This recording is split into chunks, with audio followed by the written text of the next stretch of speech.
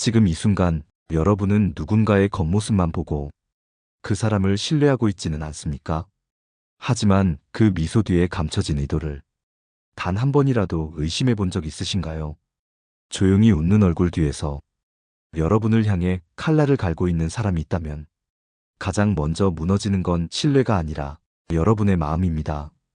그 사람을 믿고 준 호의와 시간, 그리고 그동안 지켜온 관계의 의미까지 모두 한순간에 무너지게 됩니다. 우리는 종종 착하게 웃는 얼굴에 속합니다. 말을 고분고분하게 하고 앞에선 절대 싫은 소리 하나 하지 않지만 뒤에서는 은근하게 천천히 교묘하게 우리를 흔드는 사람들. 그들은 상대의 허점을 찔러 무너뜨릴 타이밍만 노립니다. 오늘은 그런 사람들의 숨겨진 본성을 들여다보고 그들이 자주 보이는 세 가지 대표적인 행동, 그리고 그에 대처하는 법까지 차근히 이야기해 보려 합니다. 서울의 한 중소기업에서 오랫동안 근무한 김은희 씨의 이야기입니다.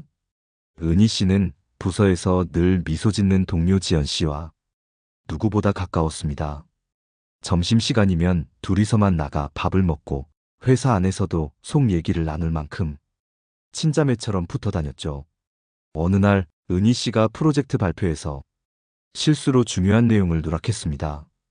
팀장에게 크게 질책을 받은 뒤 은희 씨는 지연 씨에게 기대며 이렇게 말했습니다. 나 너무 부끄럽고 속상해. 네가 있어서 다행이야. 지연 씨는 눈을 맞추며 말했습니다. 그럴 수도 있지. 괜찮아. 나 같아도 실수했을 거야. 그런데 며칠 후 은희 씨는 우연히 다른 동료에게서 충격적인 얘기를 듣게 됩니다. 지연 씨가 회식 자리에서 요즘 은희 언니 정신이 너무 없어 보여요. 프로젝트도 좀 맡기기 불안해요. 라고 했다는 말이었습니다. 처음엔 믿지 않았습니다. 그러나 이후에도 비슷한 얘기가 몇 차례 반복되며 은희 씨는 자신이 겉으론 친한 척, 속으론 흉보는 대상이 되어 있다는 걸 서서히 깨닫게 됩니다. 겉으로는 미소를 보이며 다정하게 다가오지만 뒤에서는 평가하고 판단하고 자신에게 유리한 방향으로 말을 옮기는 사람. 이들은 상대의 방심을 유도하고 친밀함을 가장해 신뢰를 얻은 뒤 그 신뢰를 무기로 상대를 조종합니다. 철학자 쇼펜하우어는 이런 말을 남겼습니다. 사람을 알아보려면 그의 말보다 그가 없는 자리에서 하는 말에 주목하라. 진심은 얼굴이 아니라 부재한 순간에 드러납니다. 우리는 때로 누군가의 말보다 그 사람의 행동 패턴을 주의 깊게 봐야 합니다. 아무리 예의 바르고 공감하는 척해도 항상 뒤에서 조용히 누군가를 무너뜨리는 사람들은 존재합니다. 이번에는 그런 사람들의 첫 번째 특징, 문제 상황에서 자신은 빠지고 타인을 부각시키는 행동에 대해 자세히 살펴보겠습니다. 첫 번째, 본성이 뒤틀린 사람들은 항상 문제 상황에서 자신은 빠지고 타인을 그 자리에 세우는 습관이 있습니다. 그들은 마치 아무 일도 모른다는 듯 한 발 물러서 있고 대신 다른 사람의 실수나 부족함을 은근히 부각시키며 자신의 책임을 회피합니다. 겉으로는 조용히 물러나 있지만 그 침묵 안에는 치밀한 계산이 숨어 있습니다. 이런 사람들은 절대 직접적으로 공격하지 않습니다. 대신 누군가의 실수나 오해를 살짝 부추기고 그걸 다른 이들의 판단으로 연결되게 만듭니다. 모든 건 상황 탓, 사람들 탓처럼 보이게 만들죠. 하지만 결국 이들은 언제나 자신만은 절대 손해보지 않게 움직입니다. 경력 15년 차 간호사였던 정연 씨는 한 병원에서 후배 교육 담당을 맡고 있었습니다. 처음에는 친절하고 믿음직한 선배로 통했지만 신입 간호사 수진 씨가 들어온 이후 모든 상황이 달라졌습니다. 수진 씨는 실수가 잦았고 정연 씨는 그런 수진 씨를 공개적으로 나무라기보다 늘 조용히 혼잣말처럼 말했습니다. 요즘은 기본도 안 되어 있는 후배들이 많아. 교육이 참 어려워졌어. 말을 해도 못 알아들으니. 이 말들은 회의 자리에서도 점심시간 동료들과의 대화에서도 반복되었습니다. 수진 씨는 점점 사람들 사이에서 미숙하고 신뢰하기 어려운 사람이 되었고 결국 중요한 업무에서 제외당하게 됩니다. 그때도 정연 씨는 말했습니다. 나는 그냥 걱정돼서 그런 거였어. 얘를 위해서 말한 거야. 여러분도 혹시 이런 말을 들은 적 있으신가요? 나는 네 편이야. 그냥 조심하라는 거야. 그런 건 너한테 좋을까봐 얘기한 거지. 이런 말들 진짜 여러분을 위한 조언일까요? 아니면 여러분을 향한 교묘한 이탈과 책임 회피일까요? 진짜 나쁜 사람은 정면으로 대립하지 않습니다. 대신 뒤에서 분위기를 조정합니다. 사람들의 인식을 슬그머니 바꾸고 자신은 여전히 온화하고 착한 사람처럼 남죠. 철학자 루소는 말했습니다. 진심은 정면을 향하지만 위선은 항상 뒷모습을 감춘다. 우리가 주의해야 할 사람은 크게 소리를 지르는 사람이 아니라 묵묵히 조용한 척하면서 타인을 벼랑 끝으로 몰아가는 사람입니다. 이번에는 이런 사람들의 두 번째 특징, 타인의 약점을 공감이라는 말로 포장하며 퍼뜨리는 습관에 대해 살펴보겠습니다. 두 번째, 진짜 무서운 사람은 공감하는 척하며 여러분의 약점을 세상에 퍼뜨리는 사람입니다. 그들은 여러분의 아픔을 위로하는 척하면서 조용히 한 사람씩 곁에 있는 이들에게 말합니다. 얘가 요즘 좀 많이 힘들어 보여. 내가 말하면 안 되는데. 그래도 너니까 말하는 거야. 이 한마디에 진심이 담겨 있다고 믿었던 사람도 사실은 여러분의 이야기를 공감이라는 포장지에 싸서 남들에게 풀고 있는 셈입니다. 그들은 남의 약점을 진심으로 품어주는 사람이 아닙니다. 대신 그것을 자신의 영향력을 키우는 도구로 삼습니다. 서울의 한 고등학교에서 일하던 교사 민지 씨는 직장 내에서 자신이 겪고 있는 어려움을 동료 교사 지연 씨에게 털어놓았습니다. 학생들과의 갈등, 관리자의 무리한 요구, 자신의 소진감. 지연 씨는 조용히 고개를 끄덕이며 말했죠. 그럴 수 있지. 너무 힘들었겠다. 민지 씨는 안심했습니다. 누군가 나의 말을 들어주고 있다는 사실에 감정이 조금은 가벼워졌기 때문입니다. 하지만 며칠 후 다른 동료 교사에게 이런 이야기를 듣습니다. 요즘 너 힘들다면서 지연 언니가 많이 걱정하던데 당분간 수업 줄여야겠다고 했대. 민지 씨는 숨이 턱 막혔습니다. 아무에게도 말하지 않았던 속마음이 이미 배려라는 이름으로 다른 사람들에게 퍼지고 있던 겁니다. 심지어 지연 씨는 교감 선생님께까지 보고하며 민지 씨를 위해 도와줘야 한다는 말을 계속하고 있었던 겁니다. 민지 씨는 그제야 깨달았습니다. 자신의 힘든 이야기가 누군가에게는 도움이 아니라 입소문이었다는 사실을. 그 사람은 널 위해서 그런 거야 라는 말을 입에 달고 살지만 실제로는 자신이 좋은 사람으로 보이기 위한 행동을 반복하고 있었습니다. 여러분, 이런 사람의 공감은 독입니다. 진짜 공감은 말없이 곁을 지키는 것이고 진짜 배려는 내가 알고 있어도 침묵을 지켜주는 것입니다. 고대 로마의 철학자 키케로는 이런 말을 남겼습니다. 말은 그 사람의 인격을 드러내는 거울이며 침묵은 진심의 가장 확실한 표현이다. 우리는 진심 어린 사람을 입으로만 공감하는 사람과 구분할 수 있어야 합니다. 여러분이 힘들다고 말했을 때 그 말을 밖으로 꺼내지 않고 그저 따뜻한 눈빛으로 바라보는 사람이 진짜 곁에 둘 사람입니다.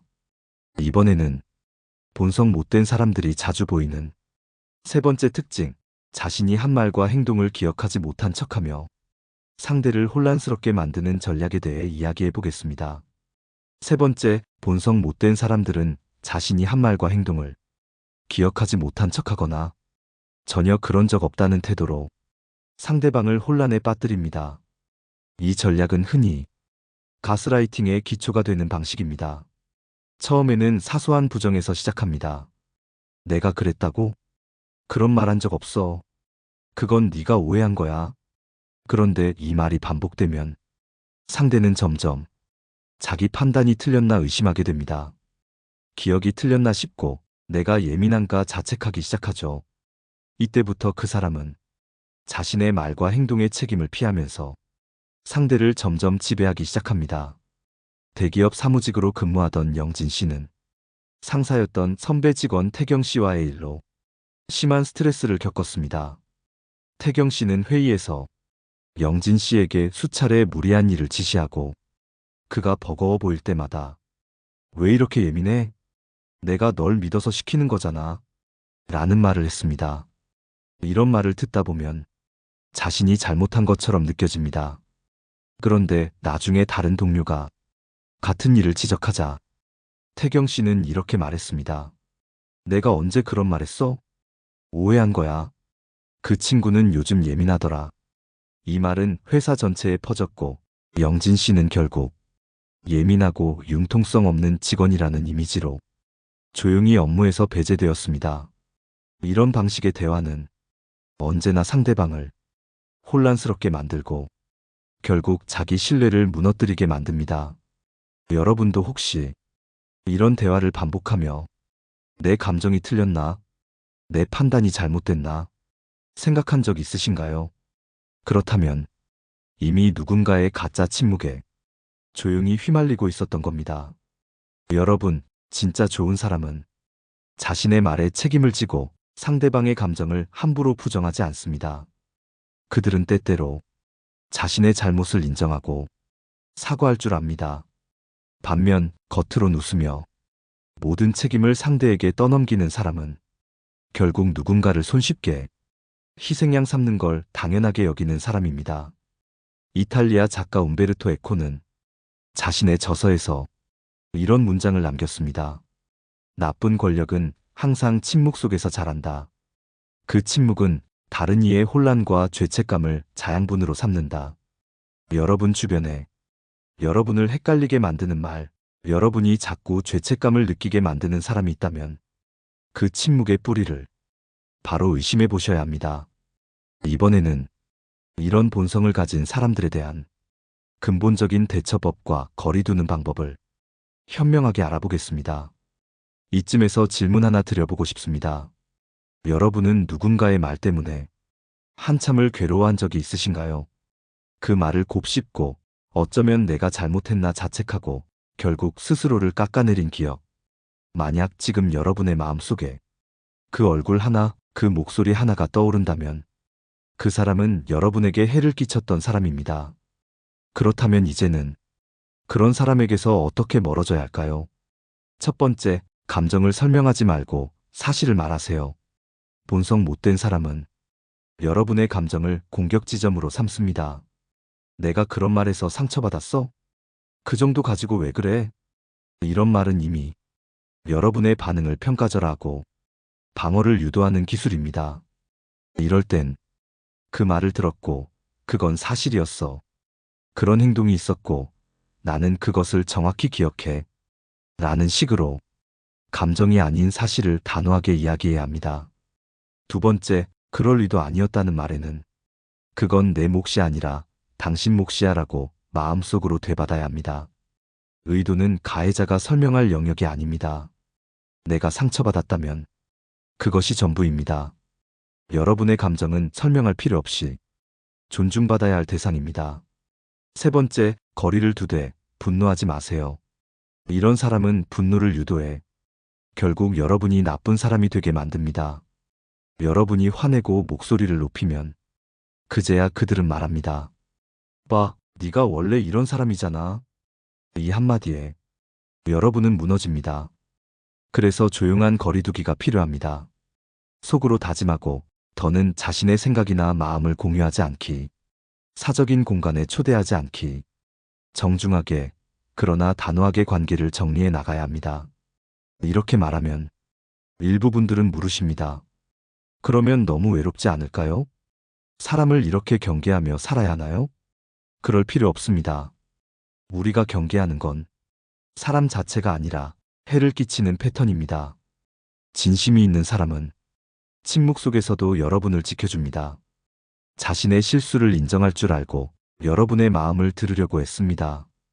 고려 시대 충신 정몽주가 남긴 가장 널리 알려진 말이 하나 있습니다.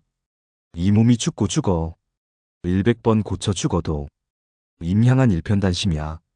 가실 줄이 있으랴. 우정도 마찬가지입니다.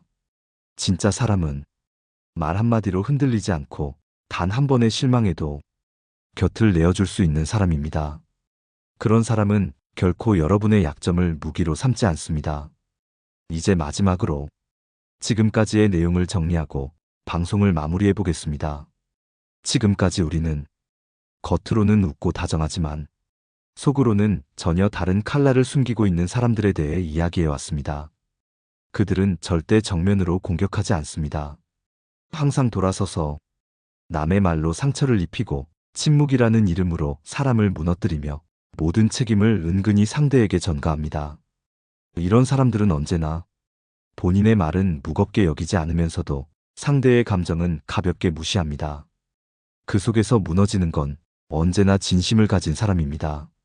하지만 우리가 이 진심을 지키기 위해서는 때로는 단호해져야 하고 때로는 거리를 두어야 합니다. 모든 관계를 붙잡고 살 필요는 없습니다. 여러분, 상대의 미소 속에 숨겨진 칼날은 언젠가는 여러분의 등을 찌르게 됩니다. 그 미묘한 신호는 처음부터 있었습니다. 단지 우리가 설마 그럴 리가 있겠어. 내가 너무 예민한 걸 거야. 라고 외면했을 뿐입니다. 여러분이 예민한 것이 아닙니다. 여러분이 잘못 본 것도 아닙니다. 여러분의 감각은 정확했고 그건 신호였습니다. 그 신호를 무시하지 마세요. 가장 상처를 깊이 남기는 사람은 항상 곁에 있는 사람이며 항상 웃고 있는 얼굴로 다가오는 법입니다. 그러니 오늘 방송에서 나눈 내용을 꼭 기억해 주세요.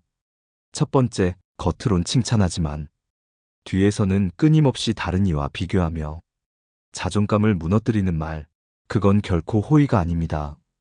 두 번째, 자신의 감정을 감추고 상대에게 모든 감정적 책임을 넘기는 사람은 결국 상대를 무너뜨릴 수밖에 없습니다. 세 번째, 자신이 했던 말이나 행동을 기억하지 못하는 척하며 상대의 판단력을 무너뜨리는 말, 그건 가스라이팅이며 침묵 속에서 사람을 지배하는 방식입니다. 이 모든 행동은 한 가지 목적을 갖고 있습니다. 바로 여러분을 더 이상 말하지 못하게 만들고 고립시키는 것. 그렇다면 이제 우리는 이렇게 대처해야 합니다. 사실을 분명히 하고 감정보다는 구체적 행동을 지적하며 의도보다는 결과에 집중해야 합니다. 그리고 분노보다는 단호한 거리두기로 자신을 보호해야 합니다. 여러분, 사람은 마음을 지키는 사람 옆에 있어야 합니다. 그 마음을 망가뜨리는 사람이 아니라 그 마음을 따뜻하게 품어주는 사람 곁에 있어야 합니다. 맑은 물은 늘 조용히 흐른다. 이 말처럼 진짜 좋은 사람은 소란스럽지 않고 조용한 배려와 따뜻한 말 한마디로 오래도록 곁을 지킵니다. 오늘의 이야기가 여러분의 인간관계를 돌아보는 소중한 시간이 되었기를 바랍니다. 혹시 주변에 그런 사람은 없었는지, 아니면 내가 누군가에게 그런 사람이 되고 있지는 않은지 잠시 멈추어 자신의 마음을 들여다보는 계기가 되었으면 좋겠습니다. 방송이 도움이 되셨다면 댓글로 여러분의 이야기를 나눠주세요. 좋아요와 구독도 함께 부탁드립니다. 여러분의 삶이 조금 더 평온하고 단단해지기를 바라며 다음 시간에 다시 인사드리겠습니다. 고맙습니다. 내 삶을 바꾸는 지혜였습니다.